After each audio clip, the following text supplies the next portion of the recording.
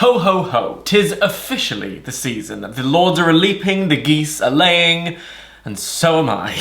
For over a decade, the John Lewis Christmas ad has been the official ribbon cutting of the festive season here in the UK. I don't really get too much from it personally. My first buzz of excitement comes from the Coca-Cola lorry, but then I'm a basic bitch and my heart is as cold as the ice over which Coca-Cola should be enjoyed. But the rest of the country, not as bitter as me, so every year John Lewis puts out a new ad in an attempt to sort of out-saccharine themselves. That in turn has encouraged every company with a budget to splash the cash on a lavish production, trying to make the weepiest, most sentimental advert going. This is the bit where, if I was more organised, I'd give you a full, historical deep dive, a breakdown of this phenomenon and how ads and Christmas have gone hand in hand since before many of us realised. And in my defence, I did do some research. I watched a bunch of compilations of ads from the 90s.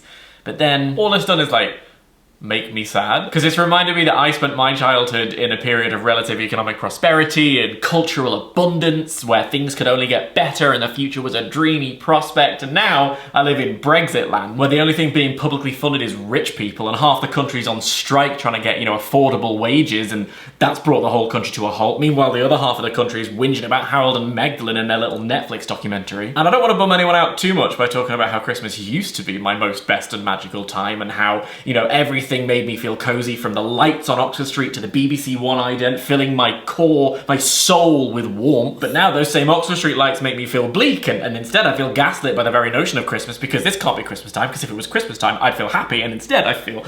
But I'm not going to go there. Instead, what I am going to do is engage in some frivolous content making and tier rank the very best and worst of this year's Christmas ads. This idea actually came because I was sat at the pictures and I watched about 6 in a row. So I've been keeping notes and I have opinions and I'm ready to share them. But before I do, I simply must tell you about this video's sponsor, Incogni. On the topic of ads, have you ever had that thing where you've done a quick search about something and then before you know it, every ad you see is related to that thing, even from places and sites that you've never visited? Well, that's because your data is being sold online without you even knowing about it. Cripes. There are data brokers online who aggregate your personal information and sell it on to countless unknown businesses who use it for purposes that are almost certainly nefarious. Which is not festive. This happens all the time, whether you've signed up to a free newsletter or you've joined a shop's loyalty scheme while you're buying Christmas presents in a harried effort to just get it done, only to find that your email inbox is being flooded with the bad, not tinned kind of spam. Companies just love info like your name, phone number, email, location, and they just gobble it up, like me eating the green triangles out of the Quality Street tin. The good news is you have the right to request your data be deleted. The bad news is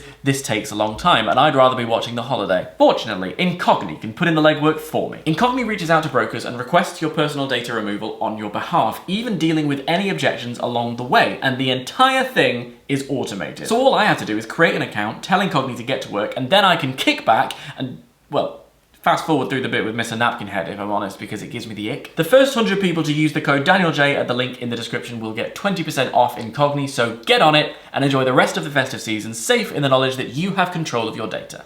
Okay, here's how this works. We have 5 tiers from best to worst. Starting with the top, the S tier, Santa, because of S. Then below Santa, festive. So, quite good. Then we have alright, the mid. And then we have coal, like the coal you might find in your stocking. And then the very worst, the bottom of the ladder, humbug. I'll not lie to you, I'm quite proud of myself over those. Right, we're gonna start with the little bear because I hate that bear. It is a cynical cash grab. That bear exists so that they can sell bears. They started with a bear and worked backwards, and I don't respect that. Fuck this bear. Easiest humbug I've ever given. Merry Christmas. Now, the Boots ad is about a person on a bus who stumbles across some glasses that are magic, and if you look into them, you can see what the person desires most. Which I thought was very sweet, and it's set to a Hall & Oates song. It's set to "You're Making My Dream Come True," which is not a Christmas song, and you get points for that. They haven't even tried to make it Christmas. It's just the Hall & Oates song. And the ad is about making dreams come true. The song says "You make my dream come true." It's synergy. That's lesbians. It's a sweet concept, and I really like the message behind it, which is, if you're gonna succumb to rampant commercialism, as we all are, then you might as well get them a gift that's gonna make them feel understood. How lovely. Yeah? I'm into this. And I'm gonna pop that. Right, I think that's festive. Right there. Does the job, doesn't it? I will say, I did spend a lot of the ad sort of hoping that she'd put them on and just see something horrific. Like she's at work and she puts on the glasses and turns to her colleague and best friend and sees that they're really into the most foul, filthy dogging. And then she just has to go about her life knowing that information. And if that's not Christmas, I don't know what is. Right, McDonald's is objectively hilarious. There's a little kid and he's making a list, and the list then flies off into the sky, and he's quite sad, and then the mum, like, looks up at the golden arches and sees what essentially is a parenting get-out-of-jail-free card. If your child is sad, slap a Happy Meal on them and they'll be fine. My problem is it doesn't make any sense whatsoever, because narratively, like from a storytelling standpoint, and I'm sorry that I'm always that guy, the child starts by wistfully looking at like a parent and child playing with a bike, and then at the end his like true one wish is that his family are together, and like he already has that, because from the off his mum is looking at him with sheer adoration and his family are a unit. Like his true wish is something he already has. Maybe that's the message. I don't like it. It's going in cold. There you are, McDonald's. That serves you right for taking away the chicken Big Mac. Okay, Sainsbury's. So Sainsbury's is, there's a countess and they're presenting her with a feast and she doesn't like Christmas pudding and she's like, you better make me a better dessert or else. And then Linguini from Ratatouille has to come up with a better dessert or else, and does. I like this ad. I will say it's a bit OP by virtue of Alison Hammond. For 20 years, Alison Hammond has been one of my favourite humans in the world, since she broke a table while trying to see a security guard over the fence of the Big Brother house. She has been the very definition of joy to the world. So if you put her in an advert, you're getting into Santa tier. There's not a lot I can do about that. But besides that, it's a really good ad. The sets are lavish, the costuming is great. There's an orchestral version of Teenage Dirtbag for no discernible reason. I love the high camp, I love the panto of it all, I love terrifying giant Santa who's in it for literally 3 frames. They have made that budget work for them. Exquisite. 5 stars. Who's next? Aldi. Right, okay, so this is a very peculiar ad. So it's a parody of Home Alone, one of the top 3 best Christmas films of all time. The other 2, of course, being Home Alone 2, Lost in New York, and Die Hard. The actual parody element is like fine, it's like part of the course. Catherine O'Hara is very good. But there are a couple of moments in this ad that completely threw me. Okay, first of all, he nearly dies. Like, he gets electrocuted and nearly dies. Secondly, the mouse ornament that sees this happen seems delighted at the notion of dead carrot. And then third, the ad builds to a crescendo, which is a dick joke. He's launched outside of the house and he lands in a snowman as the snowman's dick. And that's the climax of the advert. He becomes the dick, he has a conversation with Santa as the dick, the family return, he's still a dick. And I have to say, for that level of commitment to a dick joke, you get a high placement. I don't think I can put you in Santa tier, not with Alison. Festive, you're festive. Well done, Aldi. All right, Pepsi Max. Now, this ad is 2 years old, but I'm including it because they are still playing it to this day, and every time I go to the pictures, in the months of November and December for the past 2 years running, I have had to watch this bloody advert. So the point of the ad is supposed to be like cool. It's like, oh, you can keep your tradition. And to do that, they've latched onto the UK grime scene, which has made it all a bit cringe, actually. It is the advert equivalent of turning your chair around and sitting either side of it and being like, hey kids, I'm just like you. And I have to watch it every time I go to the cinema. And I go to the cinema a lot. What makes this worse is the fact that they have a actually good Pepsi Max advert, which is where Coca-Cola Santa gets caught on CCTV arriving at a petrol station and drinking a Pepsi Max. That's very funny. But instead they choose to shove this one down my throat. I've never found water more appealing. Bah humbug, get out. Okay, we have the O2 one, which is called Snow Gran. There's a snow Gran, a Gran who is made of snow. She trudges around the streets and she's very sad, and the little O2 robot and the girl who owns the little O2 robot feel sad for her, so they go off and they give her a SIM card. She melts. It's a grandma. All she wants is to be able to talk to her family at Christmas time. And it's actually quite a sweet advert. This ad is proof that if you catch me on a good day, I will feel sometimes. It's simple, it has a clear story, it has a clear message, and it's for an important cause. A lot of these ads are for causes, by the way. And there's a very good reason for that, which is our government sucks, and this country has to rely on charity for basic functioning. The charity here is that O2 are trying to tackle the idea of digital exclusion and data poverty, and basically internet access is becoming increasingly vital, and there are people in the country that don't have that opportunity, so you can give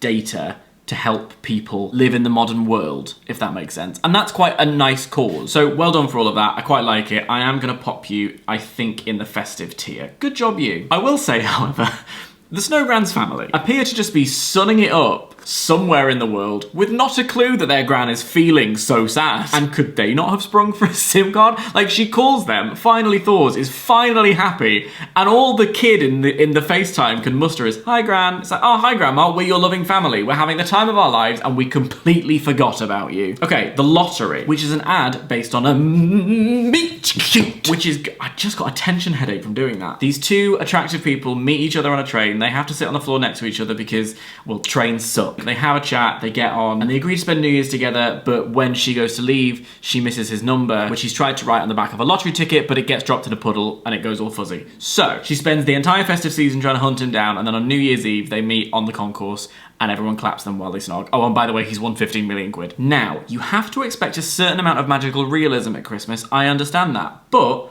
my suspension of disbelief can only be stretched so far. And you want me to believe that two strangers had a conversation on a rush hour southwestern train leaving Waterloo? I think not. Also, in my experience, getting girls to reply on Hinge is hard enough. Getting them to spend their Christmas researching train timetables, unlikely. Still, quite sweet, if a bit basic. It's mid, everybody. It's going in the alright section. Amazon have an ad which is being repurposed from Black Friday. So they're serving us leftovers for Christmas, which is kind of funny. But it's like Romeo and Juliet. Oh, they brought everyone together at Christmas time, and that was quite hard because everyone's warring. So they used Amazon to buy a karaoke machine, and now everything's fine. It looks quite expensive, but I can't help feeling that's a lot of money to spend on something so utterly pointless, which I suppose is the Bezos way. So you're rubbish, but not like offensively bad, so you can be cold. Argos. Interesting ad. This was actually the first advert I saw of this festive season. I like it, it's quite funny. The premise is that there's a couple inviting people over for Christmas dinner, and then everyone is arriving. It's like they're swarming, the hordes are on their way. And I think I enjoy it because it reminds me of the time that I tried to host like a casual Christmas party, and I told Sammy, who was like, oh, maybe I could invite a couple of guests. And he called me a couple of days later like, yeah, I thought a few people would say no, so I invited loads of people to make sure we had a good crowd, and they're all coming, and I had to suddenly rustle up a party for 28. Is that story slightly exaggerated? Yes. Will he get cross and tell me off about it? No, because he won't watch this video. Also, it's very funny because it's clearly filmed in the summer because all of the lawns are still green, and even though they've plonked two leafless trees in the middle of the square, they are surrounded by a forest. Oh, Dan, but sometimes trees have leaves that stay on in the winter. Fuck off, it's going in the middle. ASDA is weirdly creative and fun. I think this will divide people. It kind of works for me. They've basically used clips from the film Elf where he gets a job in the department store, and they've just repurposed it that he's got a job at ASDA. And it's like quite funny, it's quite creative. It's a bit uncanny valley. However, there is one bit that I really appreciated, that a lot of effort has gone into this in the planning and the production element. There's a section where he's saying something and his eye line moves, and they've positioned a customer to be walking up to the till, so he turns to talk to the customer. And a lot of effort has gone into that, so I can't knock it. Fair play. For the concept alone, I'm putting you in the festive tier. Look at this. Apparently I'm not as dead inside as I thought. Right, Marks and Spencer, it's another charity one. Gifts that give. You buy a gift, and as a result, they get to donate to a local community charity, I think. So the advert is all about the people who live in this little community coming out and celebrating and dancing on Christmas Day. It's jolly and it's bright and it's community, and those are things that make me happy, so thumbs up. However, the advert opens with a child running into his parents' room at 7 in the bastard morning, and he wakes them up only to hand them a handmade lie-in voucher. That is sadism. I think it's supposed to be cute, but I found it heinous. Aside from the evil child, it's quite inoffensive, but if this game was like, remember all the Christmas ads this year, this would be the first one I forgot. So I'm gonna plonk it in the mid tier. While we're on evil children, we have the Waitrose ad, which is a celebration of the people who prepare the food that we eat at Christmas time throughout the year. It gets so many points for a beautiful shot of the glorious yellow sun on a crystal blue sky, which served as a reminder to this little summer boy that the warm days will come again. Then I got all emotional because when it's people who like make Britain work, and they are encouraging us to be grateful for what we have, and it's all about people who don't really get celebrated as much as they should, that shit is like kryptonite to me. And as we have previously mentioned, I don't really care for children, so when the child is crying because he doesn't have a pig in blanket, I kind of felt like, well, yeah, serves you right, you should have got there quicker. But then his sister goes over and is like, do you want mine? And he's like, yeah, and takes it, doesn't say thank you, and then turns to the rest of his family with a smug, shit-eating grin. They ruined an otherwise perfectly lovely ad by having the villain win Christmas. coal tier. Tesco have the Christmas party, which is a play on the idea of the words Christmas party and the notion of political parties. So it's like, we are here to support, we're gonna make Christmas great again. And it's a bunch of hero shots of food and people in the aisles buying champagne. It's all very basic, and I would have preferred it if they'd taken this idea of the Christmas party and really run with it and made like a proper party political broadcast, something like that. It sounds like they came up with the name The Christmas Party, figured out it was a pun, the Slack chat popped off, and then they didn't really do any work for the rest of the week. In their defense, I think Tesco have sort of given up trying because it's impossible for them to beat their greatest advert ever, which were the pair of ads in 2007 featuring the reuniting Spice Girls. So, because I don't feel like a great deal of effort went in,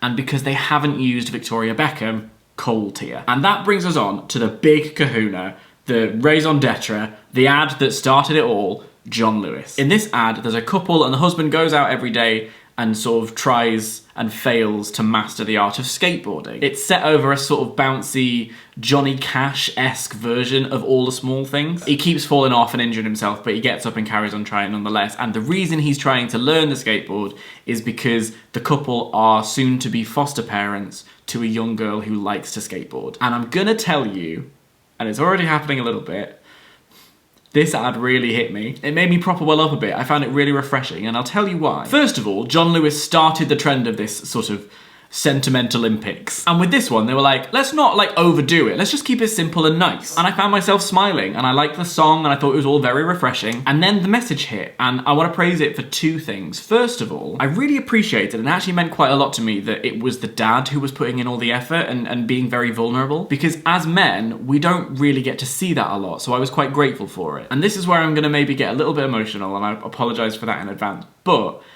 this Christmas, in Britain especially, is really hard. We have a cost of living crisis, there are food banks everywhere who are struggling to find food at the moment, rolling blackouts, strikes, the whole kit and caboodle. And in response to all of those things, we're crying out for help, and we are lifting each other's voices up to do it. So if you take the strikes, for instance, striking is about solidarity in pursuing the best deal and the rights for yourselves as workers against the corporations. They're made by unions, unity. It's all about being together. Togetherness in defense of each other. Food banks rely on volunteers and donations. We have to contribute to those things to keep them running. And in the middle of a really hard time in this country when there is a lot of pain and anger and frustration, it is still togetherness and a community spirit and all of us individually looking to help each other that are fighting back against that and trying to make it better. And that's what Christmas is about for me. It's the idea of togetherness and welcome and spirit and joy and bringing people in. And I'm well aware that John Lewis is a big corporation that is quite spenny, so it very much caters to the upper middle class who aren't necessarily going to be the ones in as dire need. I'm aware of that context, but it's kind of, I think, because of that context, that for them to put children in the care system who are among the most vulnerable in our society, for children who just need to be looked after, to be at the centre of this campaign, the biggest campaign of the year at this time of year, I'm fine. I think when I talked earlier on about not feeling very festive and the idea of Christmas time gaslighting me, really the thing that makes me the most emotional is the idea that we just don't have care for each other. And here is an ad that is designed to show how hard it can be, but easy it can be to care for someone, and how important that is to other people, and how it is the tiny acts like, oh, I have a skateboard too, that mean the most. So it's really hit me. I think they've done a really good job, and I'm whacking it in the Santa tier, and I don't care who knows it. And there we are. There's your final tally. It's pretty even spread. In fact, it's an exactly even spread. I don't think I intended that to happen. But then life's all about balance, isn't it? Sorry I got verklempt at the end there. I know that it's just an advert and it's all capitalism, but I like it when people look after each other. That's why I always try and say be kind to yourselves and each other. Make sure you're taking time for you, especially at the festive season. I know that it can be a lot. I know that there are some people for whom this is just the worst time of year for a multitude of reasons, and that seeing other people just bask in the joy of it can be quite difficult. So if that's you, I will be thinking of you. I was going to try and do another video before Christmas, but I just don't think I'm going to have the time. So this might be the last missive from me until the new year, when we'll be back in full swing. I have some very exciting things planned and I can't wait to share them with you. And however you're going to be spending the next couple of weeks, make sure you try and find little pockets to bring some warmth in. Starts from here and it spreads out. I like you, and I like nice people and nice things. Merry Christmas. I'm gonna go away now. Bye.